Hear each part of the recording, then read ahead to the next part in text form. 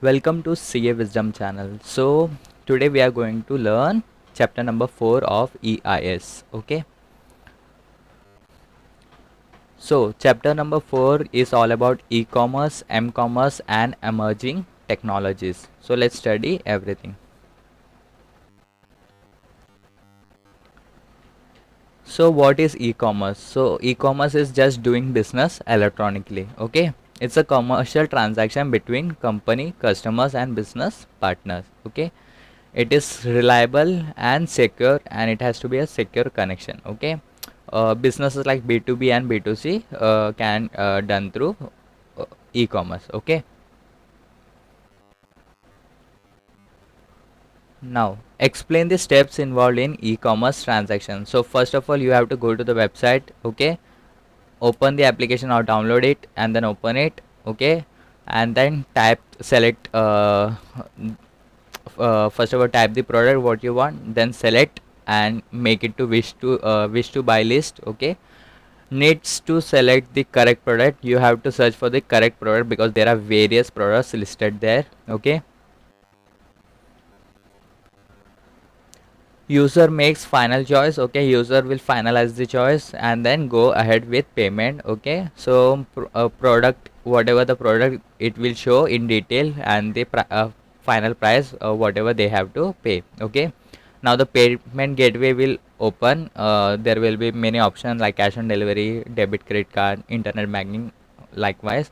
Then you have to just enter the OTP and password for the same in the payment gateway, and the product will be delivered to the customer in the specified time. Okay, so this is the transaction.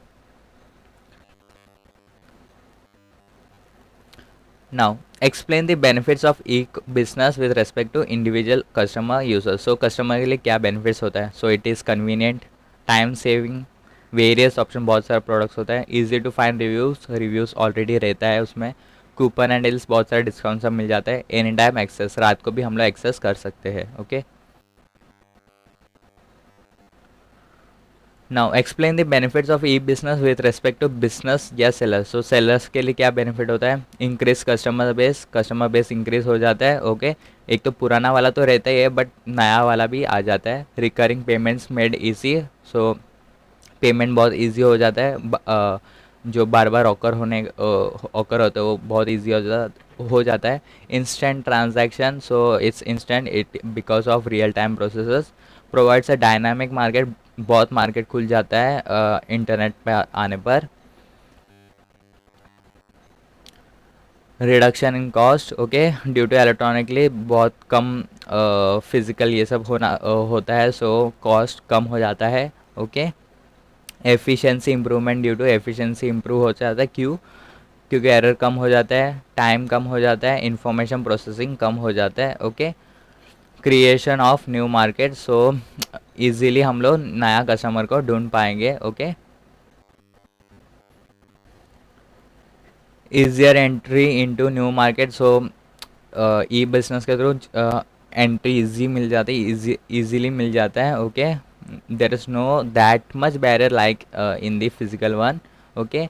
Better quality of goods increase हो जाता है क्योंकि expanded market है. And last one is elimination of time delays. Due to this link processes और internet processes time delay बहुत कम हो जाता है. Okay. Now the benefits of e commerce to government. So government का क्या बेनिफिट होता है कि instrument to fight corruption. So corruption से फाइट कर सकते हैं. And reduction in use of ecological damaging material. So physical object से हम लोग इलेक्ट्रॉनिक में जाएगा तो ecological damaging material like AC सब कम हो जाता है. Okay. Now components of e commerce.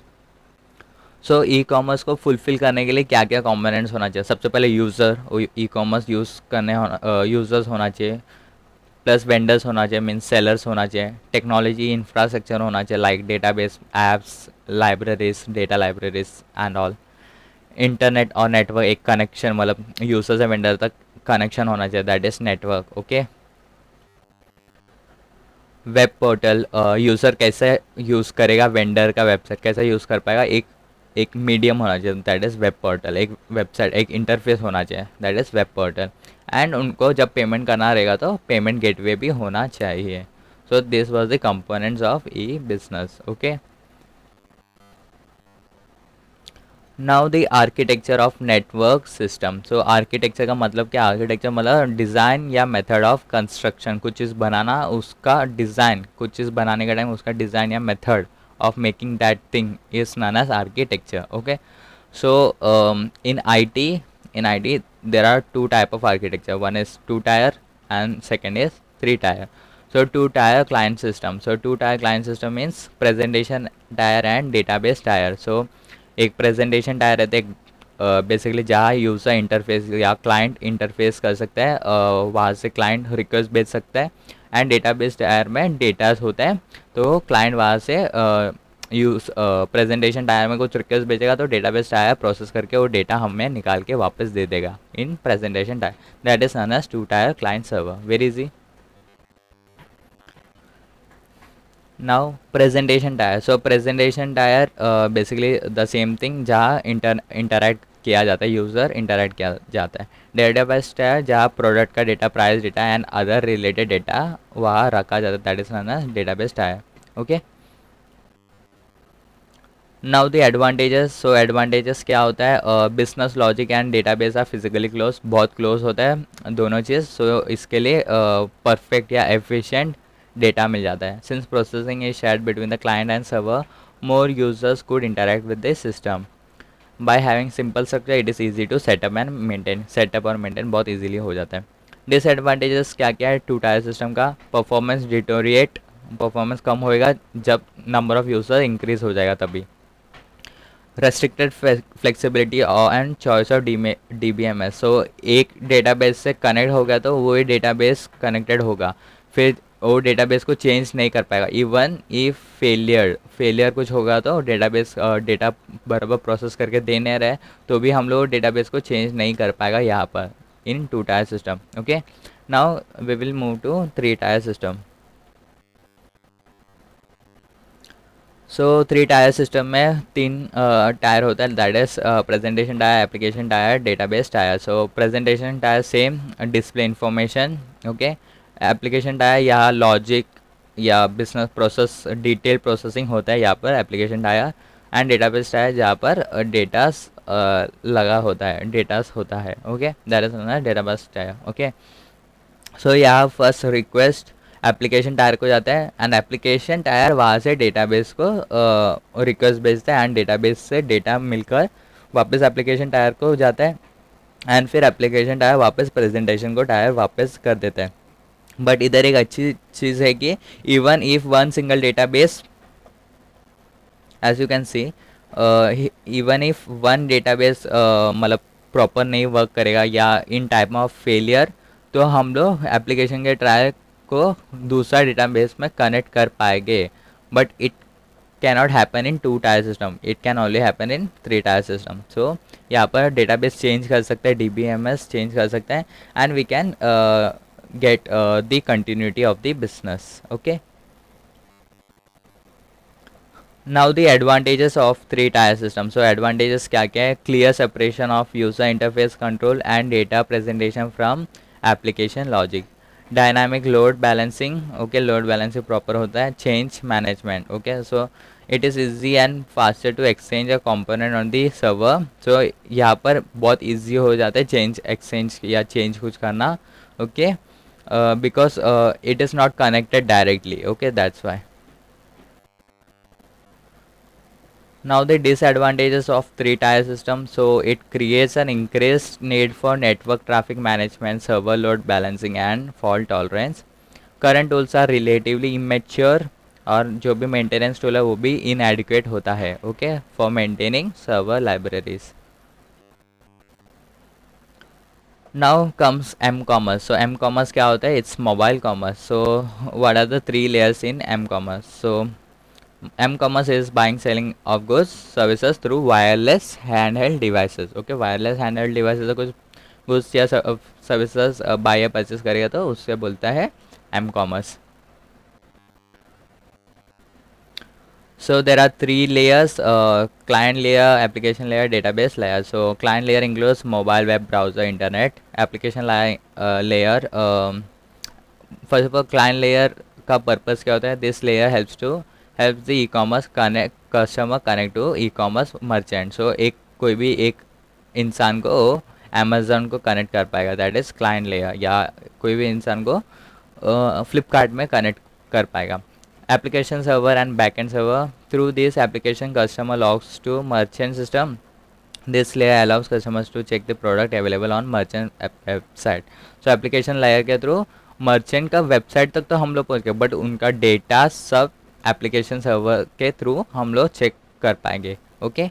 Database layer, the information store house where all data relating to products price it kept. Okay. So application layer में हम लोग को डेटा दिख पाएगा, बट वो डेटा कहाँ से दिख पाएगा, that is through this database layer. This layer is accessible to user through application layer. Very easy. Now risk and control. So what are the risks associated with e-commerce? So risk क्या क्या हो सकता है? So what is risk? Risk is possibility of loss. Okay. The same may be result of intentional and unintentional action by individuals. Okay. Risks associated with e-commerce transaction are high compared to general internet activities. So like privacy and security का risk हो सकता है, quality issue का risk हो सकता है, delay in goods and hidden cost का risk हो सकता है, security and credit card issues हो सकते हैं, प्रॉब्लम ऑफ एनोनिमिटी हो सकता है, हमें पता नहीं चलेगा कि यूजर्स प्रॉपर है कि नहीं ऐसा. रेपुटेशन ऑफ कॉन्ट्रैक्ट, कॉन्ट्रैक्ट कभी भी कैंसिल हो सकता है due to anything, due to network also. Lack of authentication of transaction. Okay. Data loss or theft or duplication, attack from hackers, denial of service, non-recognition of electronic transactions. So these are some of the risks. Plus lack of audit trails. Audit trails भी नहीं होता, मतलब ये नहीं होता, एक track, एक trace नहीं कर पाएंगे. Okay. And last one is problem of piracy. Okay. Digital assets या डिजिटल इंटेलेक्चुअल प्रॉपर्टी कॉपी किया जा सकता है. Okay. So this were some of the risk. Now what is internal control? Who require controls in the chain of e business? So कुछ risk होगा तो हमें control लगाना पड़ता है. So internal control is the process for assuring achievement of an organization objectives in operational effectiveness, efficiency, reliable financial reporting and compliance with laws, regulation and policies. So internal control basically means organization objectives को achieve करने के लिए assure किया जाता है, वो process को बोलते हैं इंटरनल कंट्रोल. सो यूजर्स के ऊपर एक कंट्रोल होना चाहिए कि वेदर यूजर्स आर जेन्युइन और नॉट. सेलर, बायर्स और मर्चेंट, उनके ऊपर एक कंट्रोल होना चाहिए कि एक प्रॉपर फ्रेमवर्क बना सकें, बिजनेस एक प्रॉपरली बना सके. ओके. गवर्नमेंट का क्या कंट्रोल होना चाहिए? टैक्स अकाउंटिंग प्रॉपर हो रहा है कि नहीं. ओके. जो प्रोडक्ट्स और सर्विसेज सेल किया जा रहा है वो लीगल ही होना, not illegal things. Okay.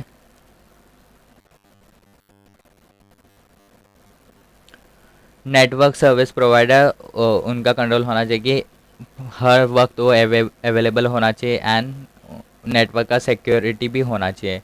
Technology service provider, हम लोग बहुत सारे टेक्नोलॉजी का यूज़ करते हैं, cloud company, backends application like so and so वहाँ पर भी अवेलेबिलिटी एंड सिक्योरिटी का एक कंट्रोल होना चाहिए. लॉजिस्टिक सर्विस प्रोवाइडर, सो जो लॉजिस्टिक जो फाइनल रिस्पॉन्सिबल होता है प्रोडक्ट्स डिलीवर करना, उनका वो प्रॉपर है कि नहीं, वो फास्ट है कि नहीं, टाइमली डिलीवर कर रहा है कि नहीं, सो वो कंट्रोल होना चाहिए. Payment gateways, so e-commerce vendors business shall run only when their payment gateways are efficient, effective and foolproof. So payment gateway efficient होना चाहिए, effective होना चाहिए and foolproof होना चाहिए. Okay, so these were the some of the controls. What controls are needed for various participants in e-commerce environment? So हर तरह के participant को किन तरह के कंट्रोल्स ज़रूरत होता है इन e-commerce. So let's see. So each participant needs to put in place policies, practices, procedures. So policies होना चाहिए, practices होना चाहिए and procedure होना चाहिए to protect from e-commerce, m-commerce related risk. Any lack of exercising controls by anyone can bring the risk to whole chain. So the first thing you can do is educating the participant about the nature of risk. So risk कैसा होता है, risk transaction, एक particular transaction related risk क्या क्या हो सकता है.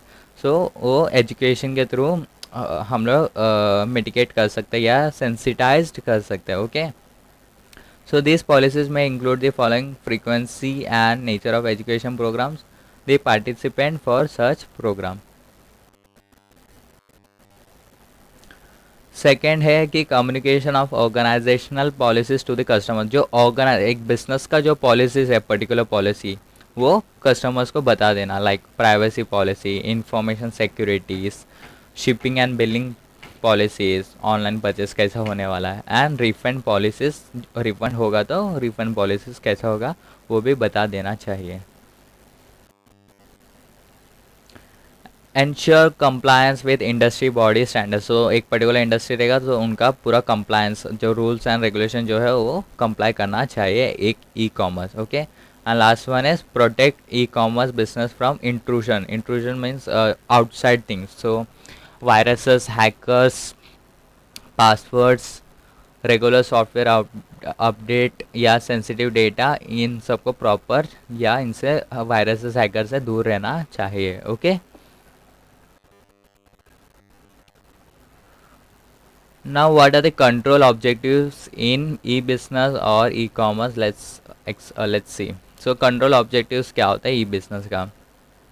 So, main thing control या objective होता है कि organizational का data loss से बचाना. Okay? Prevent loss from incorrect decision making. Prevent loss of computer hardware, software या personal.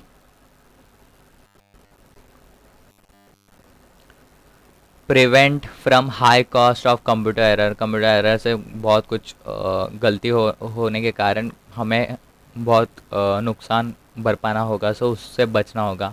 Safe guard assets from unauthorized access. Ensure data integrity.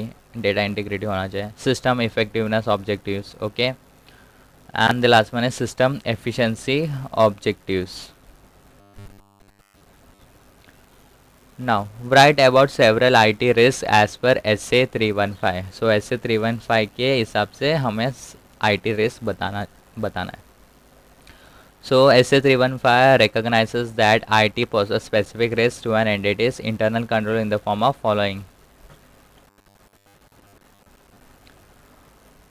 reliance on systems or programs that are inaccurately processing data. So, हम लोग कभी कभी जो proper नहीं work कर रहे वो प्रॉपर नहीं वर्क करते हुए प्रोग्राम या एप्लीकेशन के ऊपर भी हम लोग कभी कभी गलती से रिलाई कर देते हैं.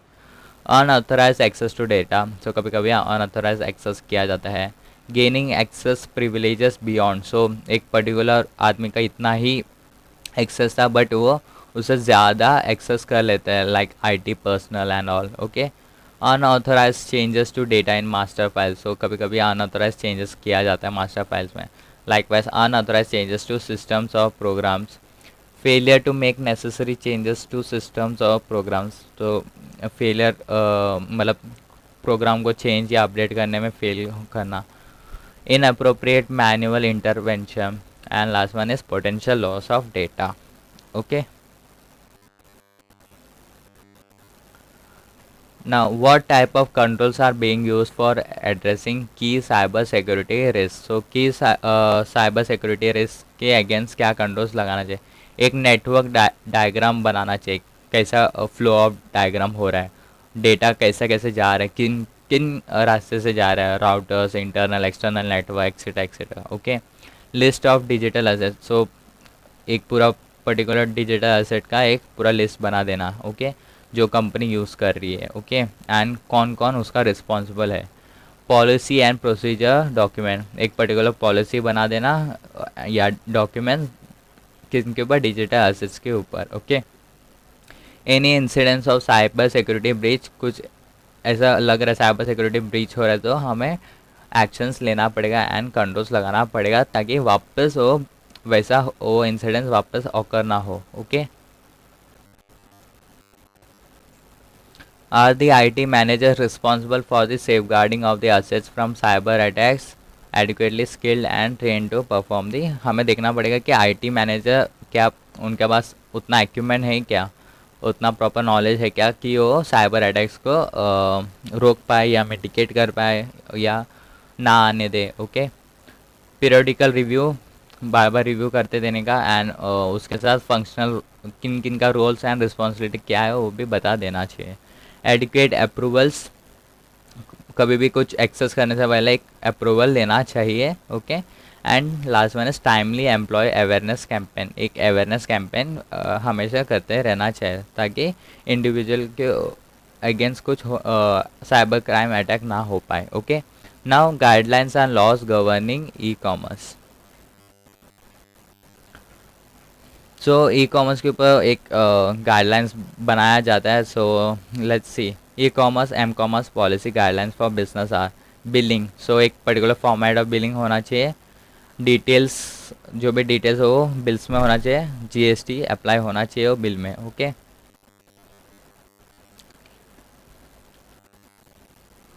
Product guarantee of warranty card है तो या इंफॉर्मेशन है तो उधर डिस्प्ले प्रॉपरली डिस्प्ले कर देना चाहिए। शिपिंग पॉलिसी, कैसे शिप हो रहा है, मीन्स कैसे ट्रांसपोर्टेशन हो रहा है, उनका एक पॉलिसी डॉक्यूमेंट होना चाहिए वहाँ पर। डिलीवरी लाइक कौन सा मोड ऑफ डिलीवरी होना चाहिए, कब डिलीवरी होना चाहिए, वेयर कहाँ डिलीवरी होना चाहिए, दैट इज़ वन।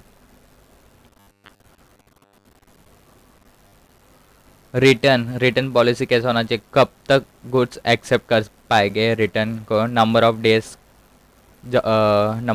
कितना होना चाहिए, प्रोसेस ऑफ वेरीफाइंग, जो भी प्रोडक्ट मिला है वो प्रोसेस वेरीफाई करने की वो प्रोडक्ट प्रॉपर है कि नहीं, और फिर टाइम जब तक वो गुड्स वापस रिटर्न ना कर पाए। Okay, and the payment, last one is payment. So mode of payment क्या होना चाहिए, and for which product specific payment mode shall be there. So कोई पर्टिकुलर प्रोडक्ट के लिए शायद वहाँ पर सीओडी अप्लाई होगा नहीं, सो शायद सिर्फ और सिर्फ नेट बैंकिंग या क्रेडिट कार्ड या डेबिट कार्ड होगा।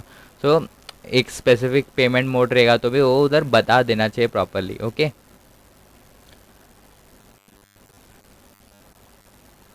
now what are the commercial laws applicable to e-commerce and m-commerce transaction? So let's see.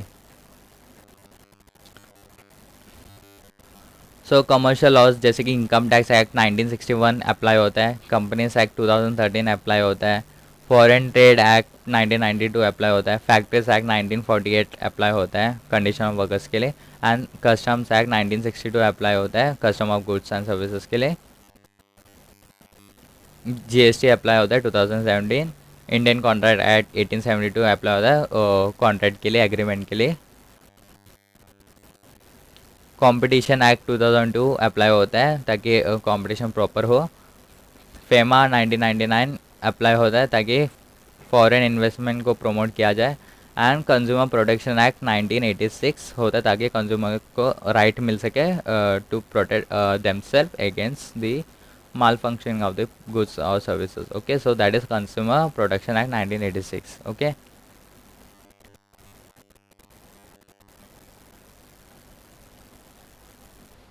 सो बहुत सारा स्पेशल लॉस गवर्न करता है ई कॉमर्स को। सो let's C one by one. So information technology act 2000 govern करता है internet activities India में जो जो चल रहा है। सो उसमें चेक करते हैं कि लीगैलिटी ऑफ प्रोडक्ट सर्विसेज जो ऑनलाइन बेच रहा है वो, data protection, protecting your customer privacy online, online advertising compliance with information technology act provisions. RBI 1932, so RBI act 1932, तो उसमें बताया जाता है e commerce m commerce merchant को ऑनलाइन पेमेंट कैसे करना चाहिए through various modes. Okay, credit card, debit card, chip based होना चाहिए, ओटीपी पिन कैसा होना चाहिए, ओके, 2 फैक्टर ऑथेंटिकेशन होना चाहिए कि नहीं। सो वो आरबीआई 1932 बोलता है। Now digital payment. So what is digital payment? What are the new methods of digital payment? So digital payment is a way of payment which is made through digital mode. So digital payment मतलब payment करने का जो through digital modes, यहाँ hard cash allowed नहीं होता है। Okay, यहाँ hard cash involve नहीं होता है डिजिटल पेमेंट में। Okay, so new methods of digital payment like UPI apps, okay, UPI means Unified Payment Interface. Okay, so it's done through single mobile application. User can transfer funds between two accounts using UPI apps. So there are too many good UPI apps like Beam, SBI UPI app, HDFC UPI app.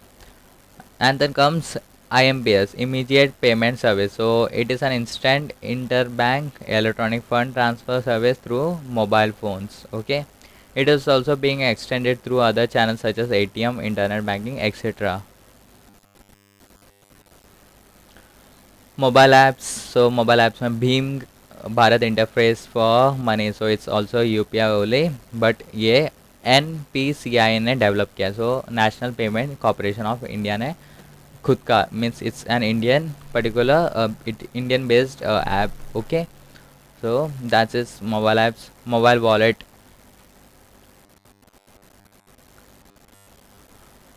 So mobile wallet is same, जो bank में amount रहता है वो उसको बस mobile में वो particular एक वॉलेट टाइप मोबाइल में वो लाया जाता है. वो अमाउंट सेम जो भी आपका बैंक का अमाउंट, उसमें से एक portion of amount is transfer to that wallet, and उनके बाद हम डायरेक्ट खर्चा कर सकते हैं through mobile wallet. So like Paytm, Freecharge, SBI buddy, MobiKwik etcetera. Aadhaar enabled payment service. So what is Aadhaar enabled payment service, AEPS?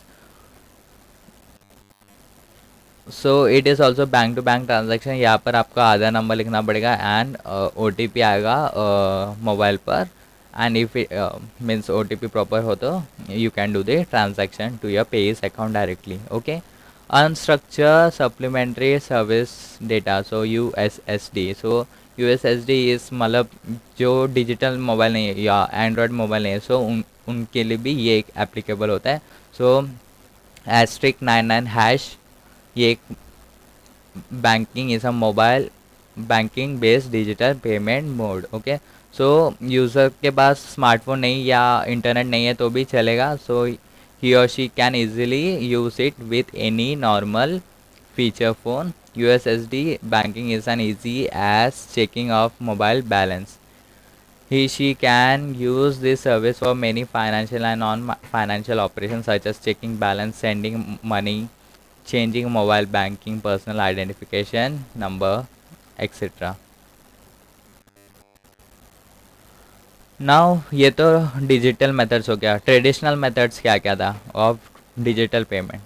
के digital payment का ये ट्रेडिशनल मेथड. सो पहला ई वॉलेट होता था, so it's like Paytm. Okay, so digital version of physical wallet with more functionality. Okay, so physical wallet जो होता है, जैसे हम लोग पर्टिकुलर पर्स लेके चलते हैं, ओके, या वॉलेट लेके चलते हैं, वही सेम चीज़ होता है, बट इसमें थोड़ा और फंक्शन एडअप किया जाता है. ओके, सो बहुत ईजी होता है. Okay, cards, credit cards, debit card. सो क्रेडिट कार्ड में मीन्स क्रेडिट होता जाता है जैसे आप एक्सपेंस करोगे, एंड लास्ट में हमें वो पैसा जो भी क्रेडिट किया जाता है उसको सेटअप करने के लिए हमें पैसा भरना पड़ता है. That is to debit it at the and.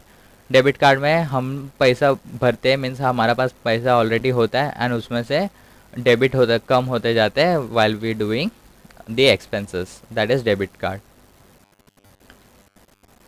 Net banking it's like कहीं पर से भी हम लोग कस्टमर्स लॉगिन कर सकते हैं बैंक अकाउंट में एंड वहाँ से हम लोग पेमेंट कर सकते हैं. That is known as net banking.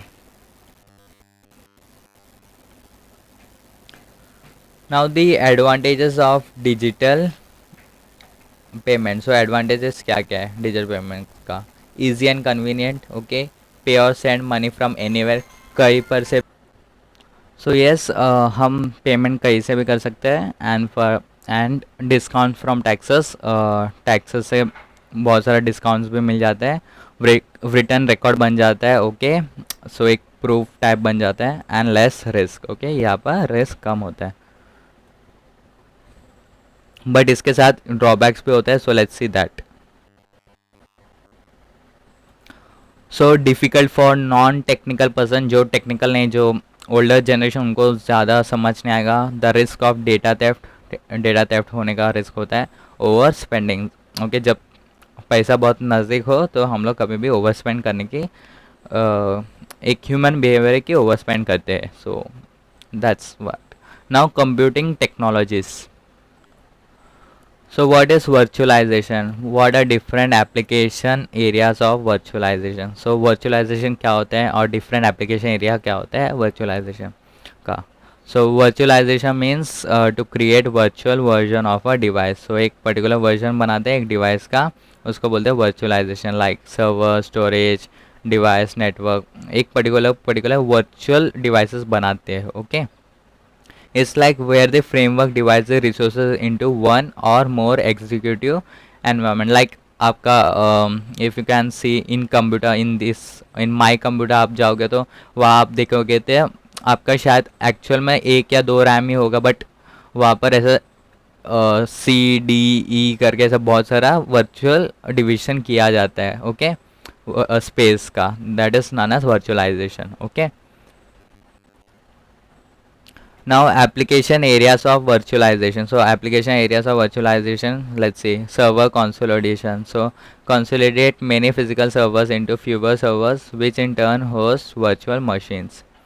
Disaster recovery, hot standby environment for physical production servers. Testing and training करना पड़ेगा. Portable applications, portable workspaces बनाया जाता है. Okay. Now comes hardware virtualization. So hardware virtualization, as I already said, computer में जो होता है. Okay. So creation of a virtual machine that acts like a real computer. Consolidate many small physical servers into one large physical servers. Okay, बहुत छोटा छोटा servers को connect करके बड़ा लार्ज सर्वर भी बनाया जाता है. Hypervisor. Okay. Hypervisor controls the processor, memory and other components by allowing several different operating systems to run on the same machine without the need for a source code. Now comes network virtualization. So network virtualization is a method of combining the available resources in a network by splitting up the available bandwidth into channels, each of which is independent from the others and each of which can be assigned or reassigned to a particular server or device in real time. This allows a large physical network to be provisioned into multiple smaller logical networks, and conversely allows multiple physical LANs to be combined into larger logical network. That is network virtualization. Now comes storage virtualization. So it's apparently pulling of data from multiple storage devices या फिर backup, achieving and recovery easily and in less time करने के लिए ये storage virtualization किया जाता है. The servers connected to the storage system aren't aware of where the data really is. Storage virtualization is sometimes described as abstracting the logical storage from the physical storage. Okay.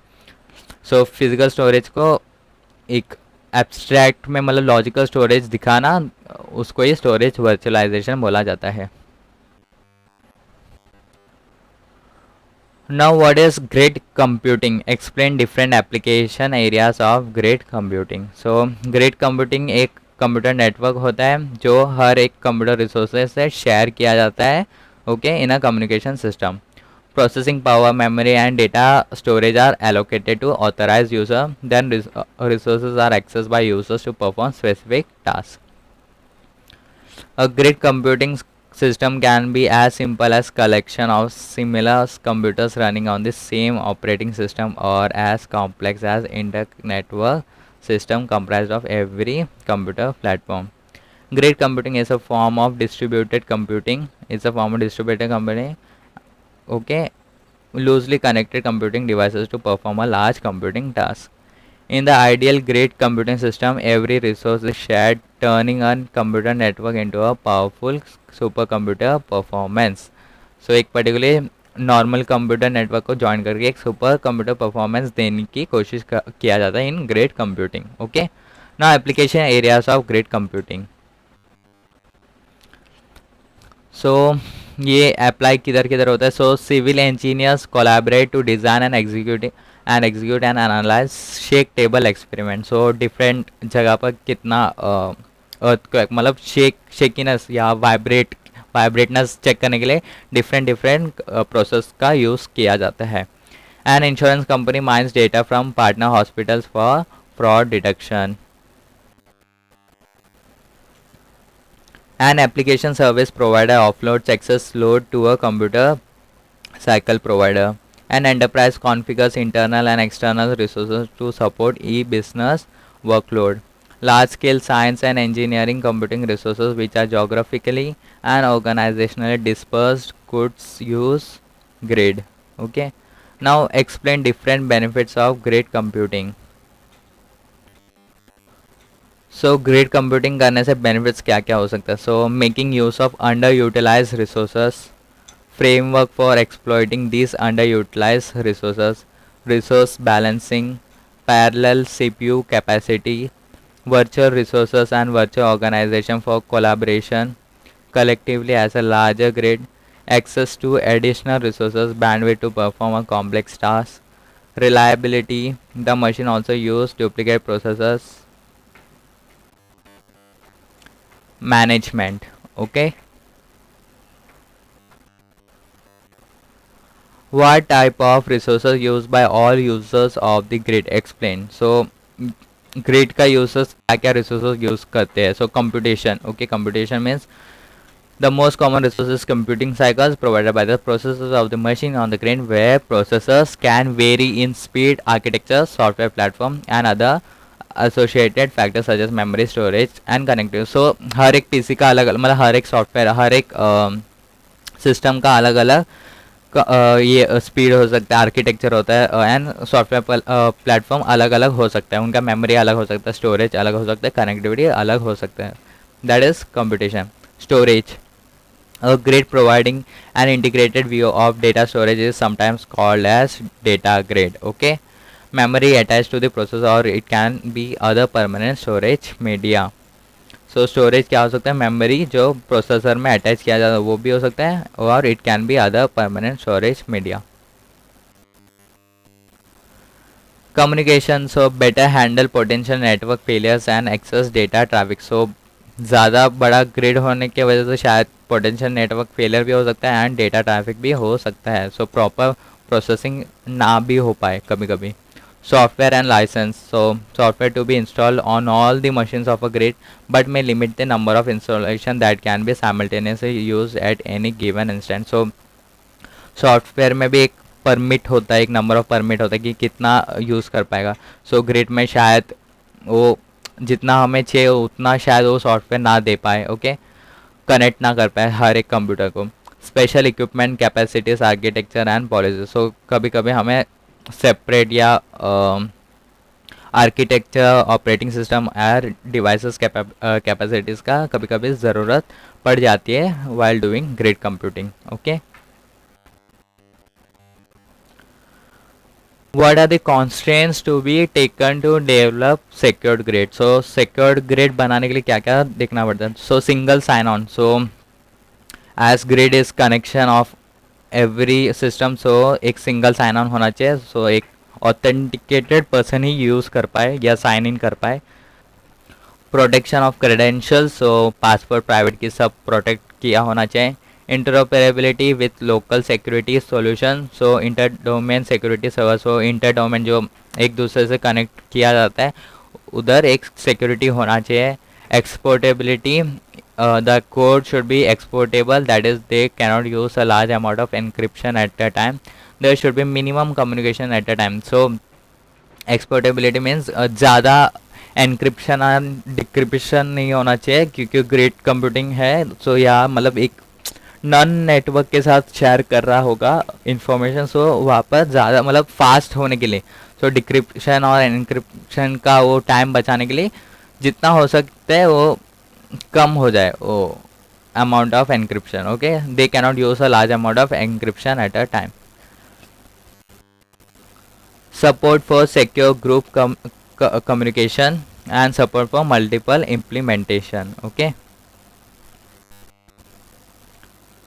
Now comes cloud computing. What are the characteristics of cloud computing? So cloud computing क्या होता है? A cloud is a collection of servers, application, databases, documents, agreements, spreadsheets, storage capacity, etc., which allows organization to share these resources from anywhere. Cloud computing is the use of various services such as software development platforms, server storage, and software over the internet, often referred to as the cloud. Cloud computing is the use of these services by individuals and organizations. The best example of cloud computing is Google App, where any application can be accessed using a browser and it can be deployed on thousands of computers through the internet. So application तो बहुत बहुत मेहनत से बनाया जाता है and it's very big process and फिर वो एप्लीकेशन एक पर्टिकुलर प्लेटफॉर्म में डाला जाता है लाइक गूगल ऐप एंड वहाँ से वो लोग user can easily access that application. Okay, that is cloud computing. Now characteristics क्या है? So cloud computing is elasticity and scalability. So हमें कितना चाहिए उतना ही हम लोग ले सकते हैं एंड कम ज़्यादा कर सकते हैं एज पर द यूज़, पे पर यूज़. सो जितना यूज़ करेंगे उतना ही हमें पे करना पड़ेगा. ऑन डिमांड, जैसे ही कुछ डिमांड आएगा तो हम इंक्रीज कर पाएंगे या फिर जब हमें डिमांड होगा तभी हम आईटी इंफ्रास्ट्रक्चर ले सकते हैं. Resilience. So what is resilience? The resilience of a cloud service offering can completely isolate the failure of server and storage resources from cloud users. Work is migrated to a different physical resources in the cloud with or without user awareness and intervention. So कुछ failure हो रहा है, सो बिना हमें पता भी चले वो अपने आप माइग्रेट कर देते हैं रिसोर्सेस को ताकि वो स्मूथ कंटिन्यूटी रह पाए. That is known as resilience. Multi-tenancy. So public cloud service providers often can host the cloud services for multiple users within the same infrastructure. So public cloud service रहेगा तो same infrastructure के अंदर ही बहुत सारे जन को क्लाउड सर्विस दे सकते हैं. Workload movement. This characteristic is related to resiliency and cost consideration. Here cloud computing providers can migrate workloads across servers both inside the data center and across data centers even in different geographic area. Now what are the advantages and disadvantages of cloud computing? So advantages and disadvantages क्या क्या क्या होता है cloud computing का? So advantages of cloud computing: achieve economies of scale. So economies of scale को achieve कर सकते हैं. Reduce spending on technology infrastructure. Globalize the workforce. Streamline business processes. Reduce capital costs. Pervasive accessibility. Monitor projects more effectively. Less personal training is needed. Minimize maintenance and licensing software. Improved flexibility. So these were some of the advantages. Now drawbacks of cloud computing. So internet loss हो जाएगा तो network नहीं चल रहा रहेगा तो so connection will be lost. Okay, so cloud को हम लोग एक्सेस नहीं कर पाएंगे. सिक्योरिटी बहुत मेजर कंसर्न होता है in cloud computing. Although cloud computing support scalability, it does not permit the control on this resources as this are not by the user और कस्टमर. सो स्केलेबिलिटी तो support करते हैं but वो इतना accessible नहीं. Means as हम लोग ने वो खुद इन हाउस तो बनाया नहीं cloud computing. So it's not like scaling up and down very easily. जब ट्रैफिक बढ़ जाएगा तो हम लोग को स्केलिंग अप करना है वो हमें पता नहीं चलेगा. Okay, so it's depend upon the cloud computer provider.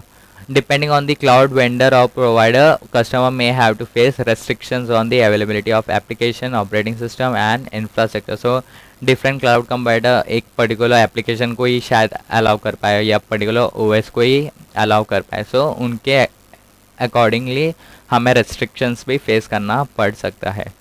Now types of cloud.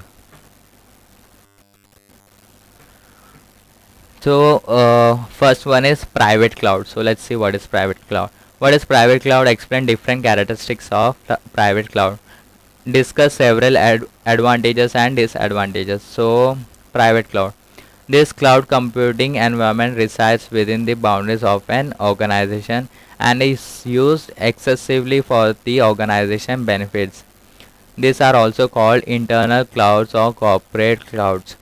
Private clouds can either managed by the single organization on premise private cloud or can be managed by third party outsourced private cloud. Okay, now characteristics of private cloud. So एक private cloud means basically खुद का organisation में cloud means database बनाना, that is known as private cloud. Now characteristics of private cloud, secure होता है, बहुत secure होता है क्योंकि वो मैनेज और डिप्लॉय ऑर्गेनाइजेशन खुद करते हैं. सेंट्रल कंट्रोल होता है क्योंकि ऑर्गेनाइजेशन के पास फुल कंट्रोल होता है. Weak service level agreement, so यहाँ पर SLA थोड़ा वीक हो जाता है, that is there. Now advantages of private cloud. So advantages क्या है? Low cost servers and hardwares. Okay, servers and hardware low cost में मिल जाता है. Okay, high level of security and privacy, small and control and maintained by the organization. Now the drawbacks or limitation of private cloud is that IT teams in the organization may have to invest in buying, building and managing the clouds independently. Budget is a constraint in private clouds. Now comes the public cloud. So public cloud जैसे कि AWS, okay, Amazon जो website service provider करता है वो, likewise बहुत सारा GoDaddy. Okay, so these are public cloud. So let's see. Public cloud is the cloud infrastructure that is provisioned for open use by the general public. Okay, it's pay per use. Now the characteristics of public clouds: highly scalable. Okay, highly scalable, affordable, पे as per use है इसके लिए affordable, less security यहाँ पर कम होता है, that is one thing. Highly available कहीं से भी हम लोग अवेल किया जा सकता है.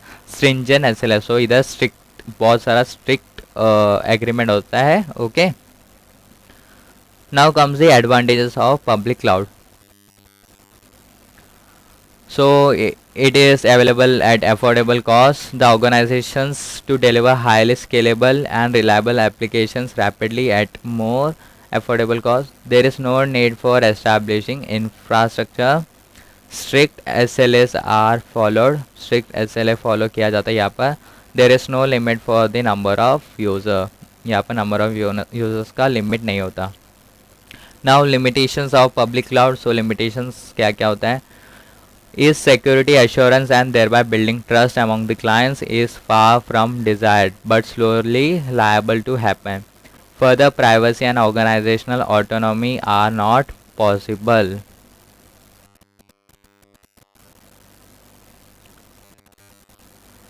Now what is hybrid cloud? Explain characteristics of cloud. Discuss several advantages and disadvantages of hybrid cloud. So hybrid cloud क्या होता है, उनका कैरेक्टरिस्टिक्स क्या होता है, एडवांटेज डिसएडवांटेजेस क्या होता है हाइब्रिड क्लाउड को. Let's see. So hybrid cloud, this is combination of both at least one private and at least one public cloud computing environment. Characteristics of hybrid cloud: scalable होता है. Okay, hybrid means mix. हाँ, scalable होता है, partially secure होता है, stringent SLAs होता है, complex cloud management होता है. Okay, now advantages of hybrid cloud: it is highly scalable and gives the power of both private and public clouds. It provides better security than the public cloud. Limitation क्या क्या है hybrid cloud का? Is that the security features are now not as good as the private cloud and complex to manage. Easy. Now comes the community cloud. Community cloud means एक particular community के लिए एक particular cloud, that is known as community cloud. So community cloud is the cloud infrastructure that is provision for exclusive use by a specific community of consumer from organisation that have shared concern. So characteristics of community cloud like collaboration यहाँ बहुत होता है and distributive maintenance. No single company has full control over the whole cloud. यहाँ पर किसी का ownership नहीं होता. सिंगल कंपनी का पास ओनरशिप नहीं होता. हाँ, but collaboratively all have the ownership. Partially secure होता है, cost effective. Okay, cost effective हो जाता है. Advantages of community cloud. So advantages क्या क्या है? It allow us establishing a low cost private cloud. It allows collaborative work on the cloud. It allows sharing of responsibilities among the organization. It has better security than the public cloud. अब limitations क्या क्या है community cloud का, is that the autonomy of the organization is lost. Autonomy means हाँ थोड़ा restriction आ सकता है, दूसरा कम्युनिटी मेंबर्स बोल सकता है ऐसा सा यूज़ नहीं करने का ऐसा सब. Okay, and some of the security features are not as good as the private cloud. It is not suitable in cases where there is no collaboration. So जहाँ कोलाब्रेशन नहीं होता वहाँ तो ये कम्युनिटी क्लाउड नहीं बनाना चाहिए. Okay, now what is IaaS, that is what is infrastructure I as a service model. Explain characteristics of IaaS. So infrastructure as a service means हमें infrastructure मिलेगा as a service. Means outside जो भी दूसरा कोई vendor रहेगा वो लोग service देंगे for the infrastructures like hardware level service, provides computing resources such as processing power, memory storage, network for cloud users to run their application on demand. So जैसे कुछ डिमांड आ गया, ट्रैफिक ज़्यादा हो गया और हमें ज़्यादा ये चाहिए, क्लाउड चाहिए, कुछ चाहिए. So that is IaaS, infrastructure as a service. Okay, characteristic of IaaS. So web access to the resources. So the IaaS model enables the IT users to access infrastructure resources over the internet. Over the internet हम लोग access कर पाएंगे, internet के through हम लोग storage use कर पाएंगे, internet के थ्रू हम लोग स्पीड यूज़ कर पाएंगे, इंटरनेट के थ्रू हम लोग रैम यूज़ कर पाएंगे, processing use, that is IaaS. Okay, centralise management, it's a centralise management, elasticity and dynamic scaling, जितना हमें चाहिए उतना ही हम लोग यूज़ कर सकते हैं.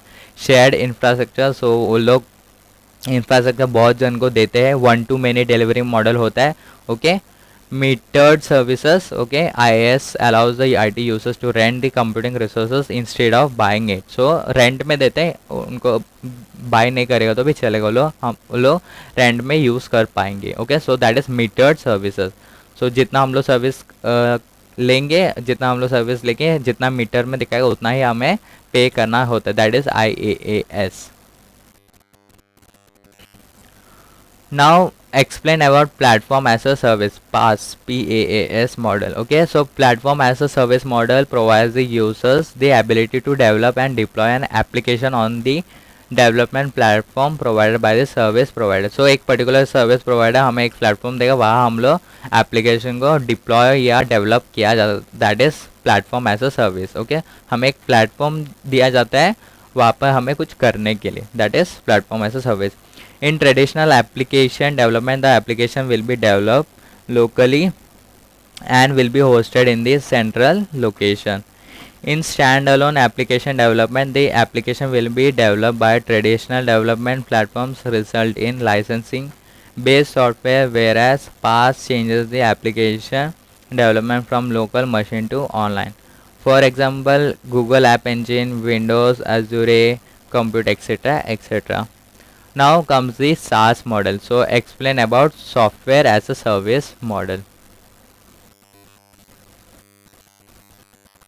So SaaS, software as a service model क्या होता है? SaaS provides ability to the end users to access an application over the internet that is hosted and managed by the service provider. Thus the end users are exempted from managing or controlling an application, the development platform and the underlying infrastructure.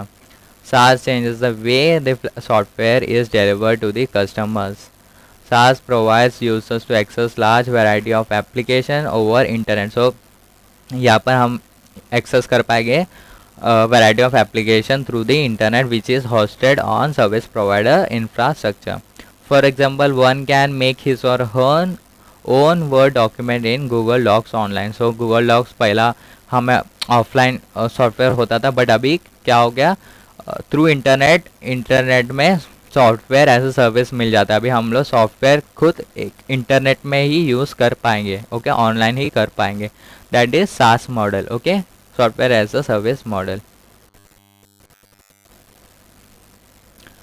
Now what is mobile computing? Explain different components of mobile computing. So mobile computing क्या होता है? Let's see.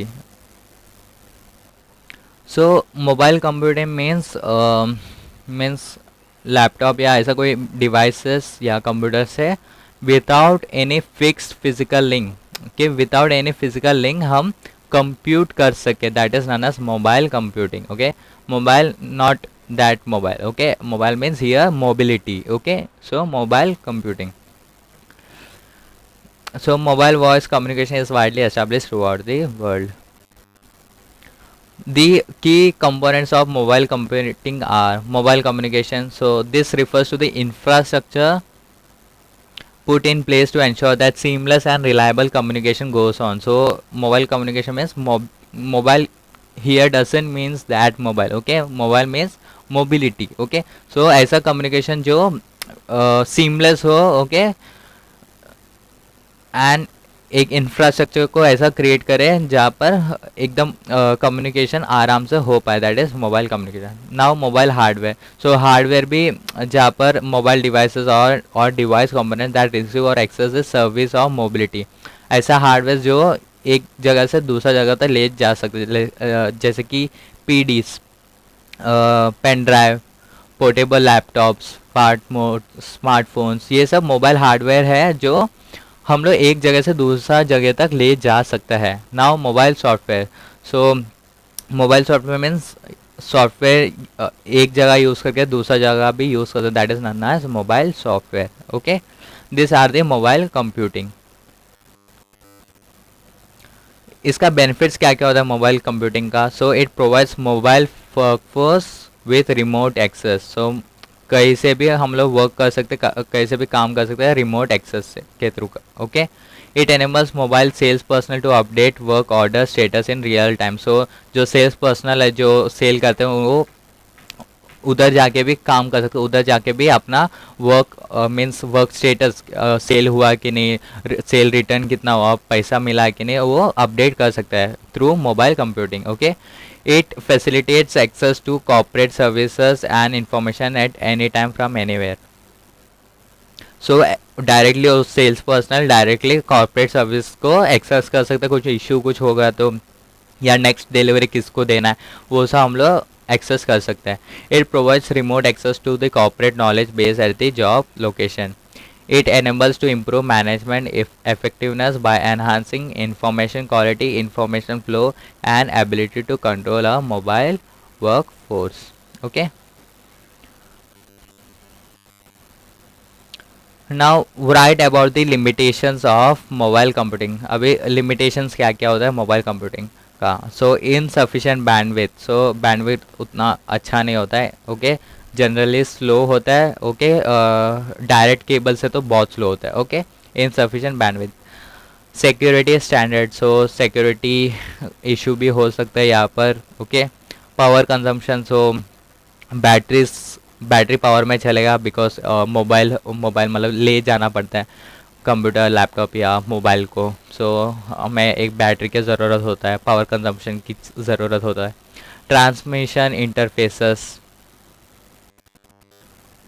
Potential health hazard. So cellphone रखने से means health problems हो सकता है. Okay, cellphone या दूसरा डिवाइसेस रखने से. Human interface with device. So screen सब छोटा होने के कारण बहुत हार्ड टू यूज़ होता है एंड कुछ एरर होने का भी चांसेस ज़्यादा हो जाता है through mobile computing. Okay, now what is green computing or green IT? what are the best practices of green computing? so green computing क्या होता है? okay, let's see. so green computing or green IT refers to the study and practice of environmentally sustainable computing or IT. in other words, it is the study and practice of establishing or using computers and IT resources in a more efficient and environmentally friendly and responsible way. Green computing best practices like develop a sustainable green computing plan. जो भी equipments है उसका disposal properly होना चाहिए. That is cloud computing use करना चाहिए instead of organisation खुद का बना पाए. ओके, रिसाइकल प्रॉपर होना चाहिए, जैसे कि डिस्पोज ई वेस्ट को dispose properly with regulation central state and local के थ्रू डिस्पोज होना चाहिए। डिस्कार्ड कर देना चाहिए, जो अनवांटेड इलेक्ट्रिक इक्विपमेंट है उसको डिस्कार्ड कर देना चाहिए। Okay, manufacturers must offer safe end of life. So manufacturer एक पर्टिकुलर इतना लाइफ है एक सिस्टम का, okay, safe end of life बता देना चाहिए। Okay, now the third point, make environmentally sound purchase decision.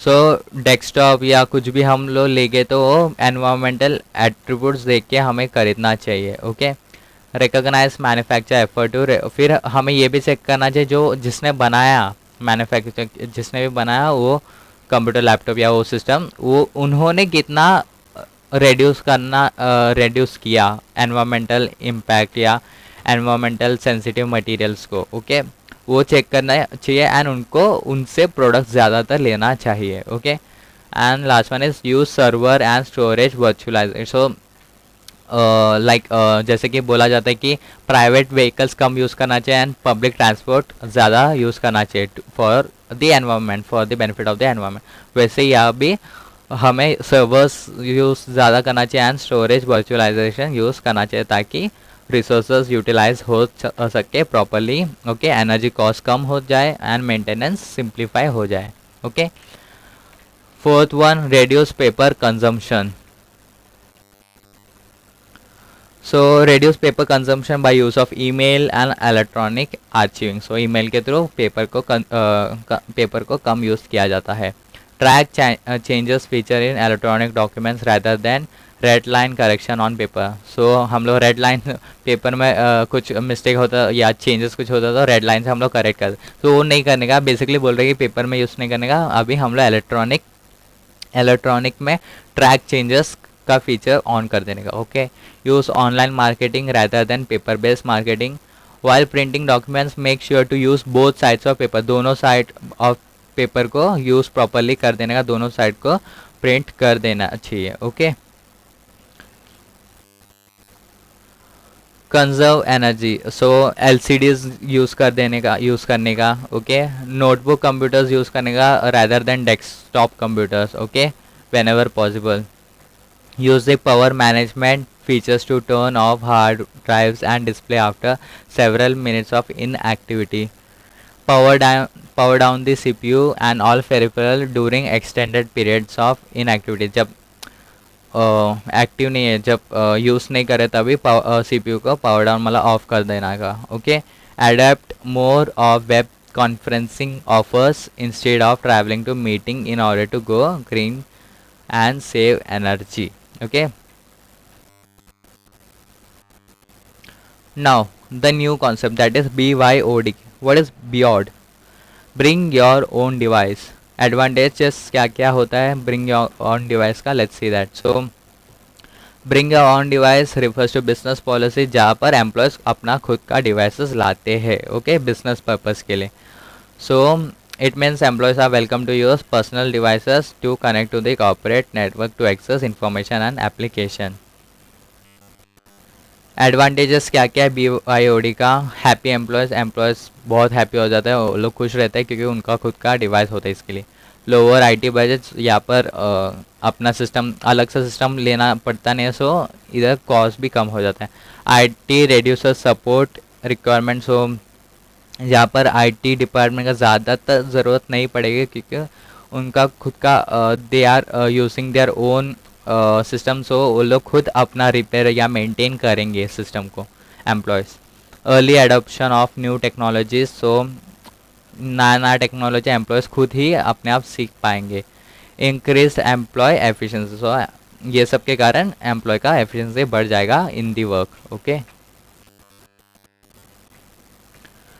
write down the threats risk associated with BYOD। So BYOD लाने से रिस्क या थ्रेट्स क्या क्या हो सकता है? So network risk, so lack of device visibility. Okay, कौन carry कर रहा है डिवाइसेस, कौन सा डिवाइसेस यूज़ कर रहा है, कितना डिवाइसेस नेटवर्क्स में कनेक्ट है। Okay, so this are the network risk.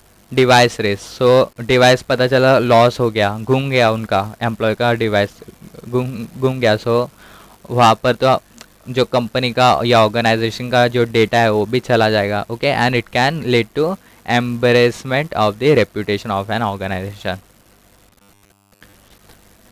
Application risk, so applications viruses या मालवेयर हो सकता है एम्प्लॉय का सिस्टम में. इम्प्लीमेंटेशन रिस्क, सो ये BYOD प्रोग्राम ऐसे ही बहुत इजीली इम्प्लीमेंट नहीं हो पाता, सो इनमें बहुत सारा रोबस्ट इम्प्लीमेंटेशन पॉलिसीज लगाना पड़ता है. The absence of a strong BYOD policy would fail to communicate employ expectations, thereby increasing the chances of device misuse. Now comes another concept, that is IoT, Internet of Things, and explain its application. So things के ऊपर भी internet लगा देना. Okay, that is IoT. Okay, so IoT is a system of interrelated computing devices, mechanical and digital machines, objects that are provided with unique identifiers and the ability to transfer data over a network without requiring human to human or human to computer interaction. For example, washing machines with Wi-Fi networking capabilities can connect themselves to home Wi-Fi. Once these machines are so connected, they can be controlled to machine manufacturer mobile app from anywhere in the world. Okay, washing machines. So washing machine is a thing, but अभी उनके ऊपर भी internet आ गया है, means networking आ गया है, wifi के through connecting हो गया है. सो वाईफाई के थ्रू हम लोग मोबाइल ऐप के थ्रू हम लोग ऑपरेट कर पाएंगे वॉशिंग मशीन को. So this is IoT. Okay,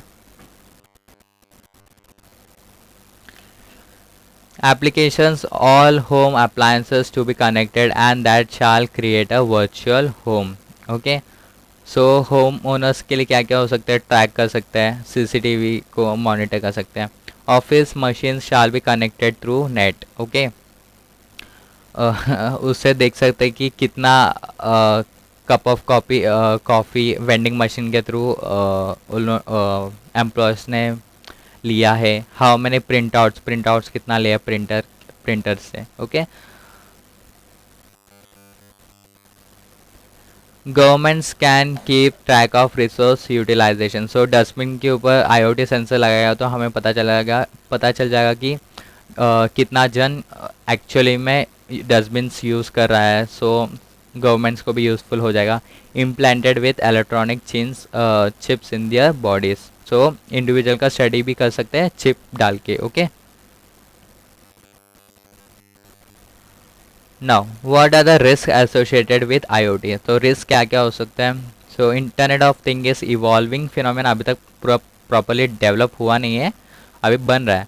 the nature of risk is carried is based on academics logics and available practical experiences. The risks listed are those which are most discussed for IoT today. Okay, so अभी के लिए जो risk है वो यहाँ पर बताया गया है. So risk to product or manufacturer. So manufacturer may be out of business in few years if IoT becomes a necessary product feature. The manufacturers will to ensure the huge data generated from IoT devices is kept secure. Hacking or losing this data may be distractor for entity as well as the individual to whom it relates to. Risk to user of this products. So users के लिए क्या क्या risk हो सकता है. Security risk हो सकता है, प्राइवेसी ऑटोनॉमी कंट्रोल रिस्क हो सकता है, इंटेंशनल ऑब्सोलेंस ऑफ डिवाइस. सो जानबूझकर वो डिवाइसेस का ऑब्सोल्यूट किया जाता है, वैसा ही मैन्युफैक्चरर आजकल प्रोडक्ट्स बनाया जाता है. Okay, technology risk. Okay, so hardware malfunction, ये सब टेक्निकल रिस्क हो सकता है. And environmental risk due to technology. These studies are being done to see the impact on house air quality due to use of heavy earth metals in devices. So बहुत सारा metals, heavy earth metals use किया जाता है devices में, copper and all, एक particular device बनाने के लिए. सो वो यूज़ करने के बाद हाउस एयर क्वालिटी कैसा है, एनवायरनमेंट कैसा है इन दी हाउस, वो पहले चेक करेंगे एंड फिर will promote that IoT things. Okay, now comes AI. AI क्या होता है? Artificial intelligence. So the ability to use memory, knowledge, experience, understanding, reasoning, imagination and judgement to solve problem and adapt to new situation. So नया नया situation as like an human अपने आप खुद सीखता रहता है. ओके, सो वो ही इंटेलिजेंस, ह्यूमन इंटेलिजेंस जो थिंग्स के ऊपर लगाया जाता है, that is known as artificial intelligence. Okay, the ability describe above when exhibited by machine is called artificial intelligence. Machine के ऊपर जब यही सेम एबिलिटी जो ह्यूमन इंटेलिजेंस लग जाता है, that is known as artificial intelligence. It is intelligence exhibited by machines. Artificial intelligence is the distinct area of computer science focusing on creating machines that tries to imitate aspects of human behavior such as to reason, communicate, see and hear, expert system, pattern recognition, natural language processing, etc. etc. So some commercial applications such as autonomous vehicles, Tesla, medical diagnosis in cancer research, creating art, poetry, proving mathematical theorems, playing games such as chess, search engines, online assistants like Siri. Okay. अभी risk और controls क्या होता है artificial intelligence के ऊपर, AI के ऊपर. So risk, AI relies heavily of data it gets. So data के ऊपर रिलाई करते हैं एआई. डेटा ही इनकरेक्ट रहेगा तो फिर तो कंक्लूजन भी इनकरेक्ट मिलेगा. Okay. AI carries a security threats. Countries are discussing to have a kill button. So एक थ्रेट होता है ह्यूमंस के लिए. सो अभी कंट्रीज ने बोला कि किल बटन होना ही चाहिए हर एक AI रोबोट के ऊपर. Okay. AI in the long term में kill human skills of thinking the unthinkable. So human के पास एक पर्टिकुलर एक पावर है कि वो लोग कुछ भी सोच सकता है. ओके. बट शायद AI आने के बाद शायद वो लोग ये वाला स्किल कम कर दे. ओके, या फिर किल कर दे वो वाला स्किल को. कंट्रोल्स क्या हो सकते हैं? Like the set of controls in AI will be extremely complex because of the nature of processing of information and must be dealt with based on the nature of the AI tool and the purpose. So controls बहुत complex हो सकता है according to the nature of processing of information and वो AI किस purpose के लिए use कर रहा है उसके अकॉर्डिंग हमें कंट्रोल्स लगाना पड़ेगा. Now comes machine learning. So what is ML? What are the applications and risks associated with ML? So machine learning is type of AI only that provides computers with the ability to learn without being explicitly programmed. Machine learning focuses on the development of computer programs that can change when exposed to new data. So जैसे कुछ नया data है वैसा ही वो programme change कर पाए, अपने आप अडेप्ट कर पाए टू द न्यू डेटा, उसको बोलते हैं machine learning. Machine learning being an application of AI, the nature of risk and controls remain the same और similar to the those posed by AI system. Okay, जो AI system में risk और control पड़ा वही same यहाँ पर भी ML में आएगा. Okay. Now comes web 3.0 which is very trending now. So क्या है 3.0 web 3.0? So the term web 3.0 is also known as semantic web. Describe sites wherein the computers will be generated raw data on their own without direct user interaction. So users का accordingly users का preferences, cookies ये सब देख के वो अपने आप रो data provide करने लग जाएगा. Okay, without the direct user interaction. So Web 3.0 standard uses semantic web technology, drag and drop, mashups, widgets, user behavior, user engagement and consolidation of dynamic web contents depending on the interest of the individual user. So ये सब Web 3.0 use किया जाता है. Web 3.0 technology uses the data web technology which features the data records that are publishable and reusable on the web through queryable formats. An example of typical Web 3.0 application is the one that uses content management systems along with AI. So AI का थोड़ा बहुत होना चाहिए plus content, एक particular content, एक information भी होना चाहिए. ओके, सो एक इन्फॉर्मेशन को AI के साथ जोड़ा जाएगा तो that is an example, that will be an particular or suitable example for web 3.0 application. Okay, this system can answer the questions posed by the users because the application can think on its own and find the most probable answer depending on the context to the query submitted by the user. So components of web 3.0, components of web 3.0 is semantic web and web services. So semantic web क्या है? This provides the web user a common framework that could be used to share and reuse the data across various applications, enterprises and community boundaries. This allows the data and information to be readily intercepted by machines so that the machines are able to take contextual decision on their own. So यहाँ पर दोनों तरह से data आया लाया जाता है, like users का डेटा लाया जाता है, ओके, यूजर्स का डेटा स्टडी किया जाता है, यूज़र क्या पूछ रहे क्या बता रहे, एंड फिर वो अपना इंटरनेट में जाके उनका डेटा या डेटाबेस सर्वर में जाके डेटा यूज़ करते हैं एंड वहाँ से डेटा प्रोवाइड करता है to the user. That's why it is non a semantic web. Okay, now web services, it is a software system that supports computer to computer interaction over the internet. So ये एक software होता है जो computer to computer interact करने मिलता है over the internet.